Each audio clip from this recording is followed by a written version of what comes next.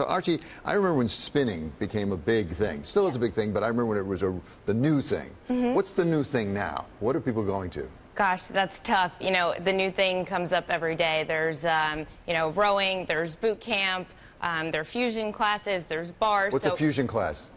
You know, where you have elements of bar, core training, cardio, etc. So really there's a new thing every day. It's hard to really keep track. But, you know, we'll talk a little bit about some of the trends that are gaining traction. You know, boot camp, high-intensity interval training certainly being one of them. And it definitely feels like the trend has gone away, Jason, from things like yoga and Pilates and all the calmer things to, you know, sweat. There's an intensity, and then there's a wellness component as well, a calmness after all that intensity. I mean, Artie, one of the things we've talked about a lot is this notion of who the consumer is, like who's actually driving it. What's the demo here? Yeah, absolutely. It's a great question. You know, there are obviously a number of driving forces in the market, but I would say women and millennials are two of the biggest driving forces. I like to talk about the power of the purse. Women control 85% of household spending decisions, so really can control, you know, where money is going, and particularly tend to spend higher on beauty, health, wellness, and anti-aging. And millennials are hugely influential. I think, you know, they come up in pretty much every conversation where they really have a very distinct set of preferences.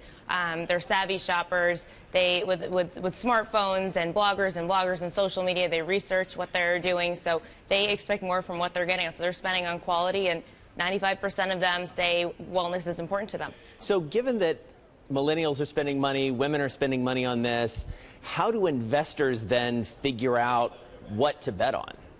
Yeah, it's a big question, right? There's so much optionality in the market today, which is the exact thing that consumers are excited about, but the exact thing that makes investing really difficult, finding the right horse to back. I think there are a number of factors that investors look at, right? It's, you know, first of all, they're concerned about fad risk. So which brand and which modality has real staying power, and won't, you know, who can stick around through the waves, and you know, who has strong unit economics and a prototype that's well developed that can be replicated.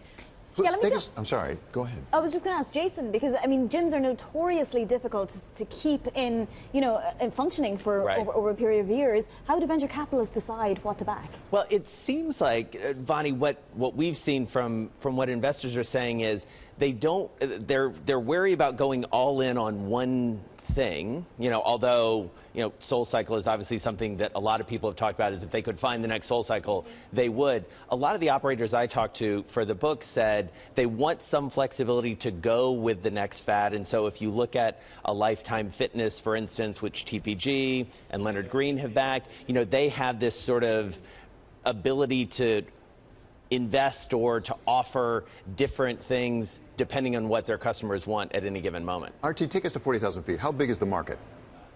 You know, it's cut a number of different ways. Some will say it's trillions when it comes to wellness more broadly, what you eat, what you drink, you know, what you put on your counter to clean it. And then when you look at fitness in the U.S., some say it's a $42 billion market. Okay, so take the $42 billion, just for example. How concentrated or atomized is that? I mean, the largest players, what kind of market share would they have of that? You know, obviously the largest health club players traditionally held the strongest market share. I think obviously the emergence of this boutique specialty group fitness category has been chipping away. But interestingly enough, you know, the category boutique fitness is collectively chipping away at the large players. But no one boutique really has such large share because they're still relatively small companies. To be a large company in a boutique space is still a small company with only one going public so far. And what's so interesting, I think, about the shift in the fitness or the gym market, especially toward boutiques, is the margins are insane. I mean, any of us who's done a SoulCycle or a flywheel class or a bar class, I mean, you know how much you're paying. You know, I mean, Artie and I have talked a lot about the idea of, you know, at SoulCycle, 60 bodies in a room paying, you know, $35, $40 per person, no discounts of any meaningful way. You make a lot of money doing that. Yeah, but you do have to pay, you know, your trainers pretty substantially, I would imagine. There's equipment to keep updated. You know, there's a lot that goes into that. A lot of advertising, too. There is a fair amount of advertising, but I think the retention rate really makes it a very high-margin business, right, Artie? Yeah, and look, I think also the type of advertising a lot of folks, are doing is different, and it's not direct to consumer marketing on TV anymore. It's a lot of social media and word of mouth, and it's people talking about these brands, which is so. There's two things that have the potential to hurt this area. One is the CrossFit, right? Because you can do that anywhere. You can do that outside. You don't need sort of equipment and so forth. And the other thing is outside major cities. How will the likes of SoulCycle and these fads do? Yes, that is the exact question that investors are very focused on when they think about scalability and transferability of concept. Will this work in tier 2, tier 3 cities outside the U.S. even? I think there are a couple of data points that have been supportive of the answer being yes.